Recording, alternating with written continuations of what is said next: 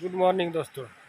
देख सकते हैं आप लोग, हमारे गांव में बाढ़ आ चुका है, जिसका सभी लोग को बहुत दिनों से इंतजार था। देखिए, ये पानी देखिए, रोड पार करके उतना गड्ढा इधर है, जबकि उसको भी पार करते हुए नदी पार करके ये देखिए पूरा रोड के ऊपर से पानी जा रहा है।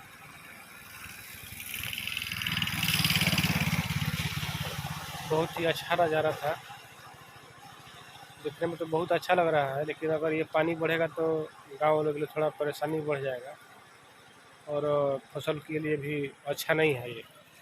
देखिए, पानी चारों तरफ पानी पानी हो गया है, और ज़्यादा पानी होगा तो आपको तो पता ही है, धान खराब हो जाएगा।